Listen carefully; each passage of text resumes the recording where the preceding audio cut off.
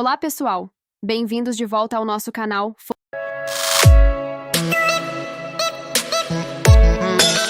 Fofoqueiro News. Freddie Mercury, vocalista do Queen, morreu em 24 de novembro de 1991, aos 45 anos. Ele foi diagnosticado com HIV em 1987 e tornou público seu diagnóstico um dia antes de sua morte. Sim, a morte de Freddie Mercury, vocalista do Queen, em 24 de novembro de 1991, foi um marco triste na história da música. Ele tinha apenas 45 anos e havia sido diagnosticado com HIV em 1987. Um dia antes de sua morte, ele tornou público seu diagnóstico em um comunicado à imprensa. Sua morte causou um grande impacto no mundo da música e na comunidade LGBTQIA+. Mercury era um ícone cultural e um artista talentoso, e sua morte foi uma perda significativa para o mundo. Após sua morte, o Queen continuou a fazer música e a turnê, e a banda ainda é considerada uma das maiores bandas de rock de todos os tempos. A música de Freddie Mercury continua a inspirar e emocionar pessoas em todo o mundo. Aqui estão alguns detalhes importantes sobre a morte de Freddie Mercury. Data: 24 de novembro de 1991. Idade: 45 anos. Causa da morte: broncopneumonia, causada pela AIDS. Diagnóstico de HIV: 1987. Anúncio público do diagnóstico: 23 de novembro de 1991. O legado de Freddie Mercury continua vivo através de sua música, sua personalidade vibrante e sua luta contra a AIDS. Ele é lembrado como um dos maiores vocalistas de todos os tempos e um verdadeiro ícone cultural. Rock Hudson, ator, morreu em 2 de outubro de 1985, aos 59 anos. Ele foi um dos primeiros grandes nomes a morrer de AIDS, e seu diagnóstico ajudou a aumentar a consciência sobre a doença. Sim, a morte de Rock Hudson, ator, em 2 de outubro de 1985, aos 59 anos, foi um marco importante na história da AIDS. Ele foi um dos primeiros grandes nomes a morrer da doença, e seu diagnóstico ajudou a aumentar a consciência sobre a doença e seus efeitos devastadores. Hudson era um ídolo de Hollywood, conhecido por seus papéis em filmes como Magnificent Obsession e Pillow Talk. Sua morte foi um choque para o mundo e contribuiu para dissipar o mito de que a AIDS era uma doença que afetava apenas homossexuais. Na época, a AIDS era uma doença relativamente nova e pouco conhecida. Havia muito medo e desinformação sobre a doença, e muitas pessoas eram discriminadas e marginalizadas se fosse... Anthony Perkins, ator, morreu em 12 de setembro de 1992, aos 60 anos. Ele foi diagnosticado com HIV em 1985 e manteve seu diagnóstico privado até sua morte. Sim, a morte de Anthony Perkins, ator, em 12 de setembro de 1992, aos 60 anos, foi um marco triste na história da AIDS. Ele foi um dos primeiros grandes nomes a morrer da doença, e seu diagnóstico, que só foi tornado público após sua morte, contribuiu para o estigma e a discriminação que as pessoas com HIV enfrentavam na época. Perkins era um ator talentoso, conhecido por seus papéis em filmes como Psicose e A Vida Secreta de Walter Mitty. Sua morte foi um choque para o mundo e um lembrete da gravidade da pandemia da AIDS. Na época, a AIDS era uma doença relativamente nova e pouco conhecida. Havia muito medo e desinformação sobre a doença, e muitas pessoas eram discriminadas e marginalizadas se fossem diagnosticadas com HIV. O fato de Perkins ter mantido seu diagnóstico privado é um reflexo do estigma e da vergonha que muitas pessoas com HIV sentiam na época. Ele temia ser rejeitado por seus colegas e pelo público, e sua decisão de manter seu diagnóstico privado é compreensível, dada a realidade da época. Após sua morte, a AIDS se tornou uma das maiores pandemias da história moderna. Milhões de pessoas morreram da doença, e milhões mais ainda vivem com HIV. O legado de Anthony Perkins continua vivo na luta contra a AIDS. Sua morte ajudou a aumentar a consciência sobre a doença e a mobilizar recursos para pesquisa e tratamento. Ele é lembrado como um ator talentoso e um símbolo da luta contra a AIDS. Aqui estão alguns detalhes importantes sobre a morte de Anthony Perkins. Data: 12 de setembro de 1992. Idade: 60 anos. Causa da morte: AIDS. Diagnóstico de HIV: 1985. Anúncio público do diagnóstico. Após sua morte: A história de Anthony Perkins é um lembrete da importância de combater o estigma e a discriminação contra pessoas com HIV. Sua morte contribuiu para aumentar a consciência sobre a doença. Arthur Ashe, jogador de tênis, morreu em 6 de fevereiro de 1993, aos 49 anos. Ele contraiu HIV de uma transfusão de sangue em 1988 e tornou público seu diagnóstico em 1992. Sim, a morte de Arthur Ashe, jogador de tênis, em 6 de fevereiro de 1993, aos 49 anos, foi um marco triste na história da AIDS. Ele foi um dos primeiros grandes esportistas a morrer da doença, e seu diagnóstico, que só foi tornado público em 1992, contribuiu para o estigma e a discriminação que as pessoas com HIV enfrentavam na época. Ashe era um jogador de tênis talentoso e lendário, campeão de 3 títulos de Grand Slam e o primeiro afro-americano a ser eleito para o Hall da Fama do tênis. Sua morte foi um choque para o mundo do esporte e um lembrete da gravidade da pandemia da AIDS. Na época, a AIDS era uma doença relativamente nova e pouco conhecida.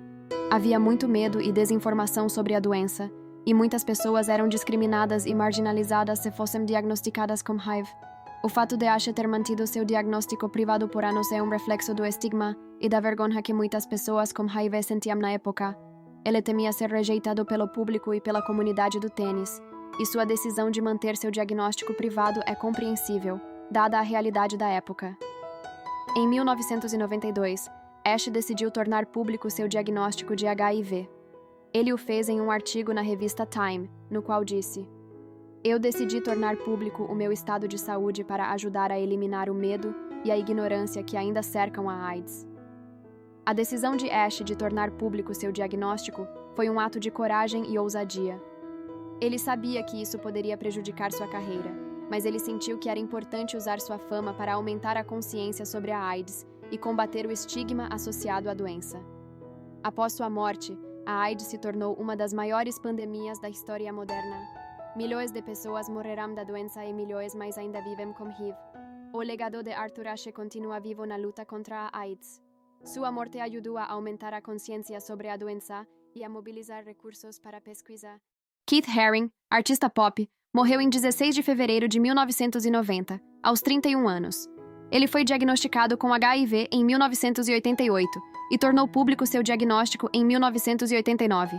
Sim, a morte de Keith Haring, artista pop, em 16 de fevereiro de 1990, aos 31 anos, foi um marco triste na história da AIDS. Ele foi um dos primeiros artistas famosos a morrer da doença e seu diagnóstico público, feito em 1989, contribuiu para aumentar a consciência sobre a AIDS e combater o estigma associado à doença.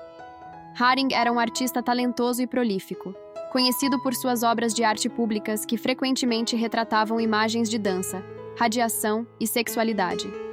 Sua arte era vibrante e acessível, e ele usava sua plataforma para abordar questões sociais importantes, como a AIDS e a guerra nuclear. Após seu diagnóstico, Haring se tornou um defensor da luta contra a AIDS. Ele fundou a Keith Haring Foundation em 1989 para fornecer fundos e imagens para organizações que lutavam contra a doença. Ele também continuou a criar arte até sua morte, usando seu trabalho para educar o público sobre a AIDS e para inspirar esperança. A morte de Haring foi um golpe para o mundo da arte e para a comunidade LGBTQIA+. Sua morte contribuiu para aumentar a consciência sobre a AIDS e a necessidade de encontrar uma cura. Ele continua a ser lembrado como um artista talentoso e um ativista corajoso. Detalhes importantes sobre a morte de Keith Haring. Data: 16 de fevereiro de 1990. Idade: 31 anos. Causa da morte: AIDS. Diagnóstico de HIV: 1988. Anúncio público do diagnóstico: 1989. Outras informações: Haring era um artista autodidata que começou a criar arte pública na cidade de Nova York. Klaus Nomi, cantor, morreu em 6 de agosto de 1983, aos 39 anos. Sim, a morte de Klaus Nomi, cantor, em 6 de agosto de 1983, aos 39 anos, foi um marco triste na história da AIDS. Ele foi um dos primeiros artistas a morrer da doença, e seu diagnóstico, que só foi tornado público após sua morte, contribuiu para o estigma e a discriminação que as pessoas com HIV enfrentavam na época. Nomi era um cantor contratenor talentoso e excêntrico, conhecido por sua voz poderosa e presença de palco única. Ele era um ícone da cena artística underground de Nova York no início dos anos 80, e sua música era uma mistura de ópera, new wave e disco. Na época, a AIDS era uma doença relativamente nova e pouco conhecida. Havia muito medo e desinformação sobre a doença, e muitas pessoas eram discriminadas e marginalizadas se fossem diagnosticadas com HIV. O fato de Nomi ter mantido seu diagnóstico privado é um reflexo do estigma e da vergonha que muitas pessoas com HIV sentiam na época. Ele temia ser rejeitado pelo público e pela indústria da música, e sua decisão de manter seu diagnóstico privado é compreensível, dada a realidade da época. Após sua morte, a AIDS se tornou uma das maiores pandemias da história moderna. Milhões de pessoas morreram da doença e milhões mais ainda vivem com HIV. O legado de Klaus Nomi continua vivo na música e na cultura popular. Ele é lembrado como um cantor talentoso. Robert Mapplethorpe, fotógrafo, morreu em 9 de março de 1989, aos 42 anos. Sim, a morte de Robert Mapplethorpe, fotógrafo, em 9 de março de 1989, aos 42 anos, foi um marco triste na história da AIDS. Ele foi um dos primeiros grandes artistas a morrer da doença e seu diagnóstico, que só foi tornado público em 1988, contribuiu para o estigma e a discriminação que as pessoas com HIV enfrentavam na época. Mapplethorpe era um fotógrafo talentoso e controverso, conhecido por seu trabalho em preto e branco que frequentemente explorava temas de sexualidade, morte e religião. Sua obra foi elogiada por sua beleza e impacto, mas também foi criticada por sua natureza gráfica. Na época, a AIDS era uma doença relativamente nova e pouco conhecida. Havia muito medo e desinformação sobre a doença, e muitas pessoas eram discriminadas e marginalizadas se fossem diagnosticadas com HIV. O fato de Mapplethorpe ter mantido seu diagnóstico privado por anos é um reflexo do estigma e da vergonha que muitas pessoas com HIV sentiam na época. Ele temia ser rejeitado pelo público e pela comunidade artística, e sua decisão de manter seu diagnóstico privado é compreensível, dada a realidade da época. Em 1988, Mapplethorpe decidiu tornar público seu diagnóstico de HIV. Ele o fez em um comunicado à imprensa, no qual disse: "Eu decidi tornar público o meu estado de saúde para ajudar a eliminar o medo e a ignorância que ainda cercam a AIDS." A decisão de Mapplethorpe de tornar público seu diagnóstico foi um ato de coragem e ousadia. Ele sabia que isso poderia prejudicar sua carreira, mas ele sentiu que era importante usar sua fama para aumentar a consciência sobre a AIDS e combater o estigma associado à doença. Após sua morte, a AIDS se tornou uma das maiores pandemias da história moderna. Milhões de pessoas morreram da doença e milhões mais ainda vivem com HIV. O legado de Alvin Ailey, coreógrafo, morreu em 1º de dezembro de 1989, aos 58 anos. Sim, a morte de Alvin Ailey, coreógrafo, em 1º de dezembro de 1989, aos 58 anos, foi um marco triste na história da AIDS. Ele foi um dos primeiros grandes artistas negros a morrer da doença, e seu diagnóstico, que só foi tornado público após sua morte, contribuiu para o estigma e a discriminação que as pessoas com HIV enfrentavam na época. Ailey foi um coreógrafo talentoso e inovador, fundador da Alvin Ailey American Dance Theatre. Sua companhia de dança é uma das mais célebres do mundo e é conhecida por suas apresentações poderosas e emocionantes, que celebram a cultura afro-americana. Na época, a AIDS era uma doença relativamente nova e pouco conhecida. Havia muito medo e desinformação sobre a doença, e muitas pessoas eram discriminadas e marginalizadas se fossem diagnosticadas com HIV. O fato de Ailey ter mantido seu diagnóstico privado é um reflexo do estigma e da vergonha que muitas pessoas com HIV sentiam na época. Ela temia ser rejeitado pelo público e pela comunidade da dança, e sua decisão de manter seu diagnóstico privado é compreensível, dada a realidade da época. Após sua morte, a AIDS se tornou uma das maiores pandemias da história moderna. Milhões de pessoas morreram da doença, e milhões mais ainda vivem com HIV. O legado de Alvin Ailey continua vivo na dança e na cultura popular. Ele é lembrado como um coreógrafo talentoso e um símbolo da luta contra a AIDS. Sua morte contribuiu para aumentar a consciência sobre a doença e a necessidade de encontrar uma cura. Detalhes importantes sobre a morte de Alvin Ailey. Data: 1º de dezembro de 1989.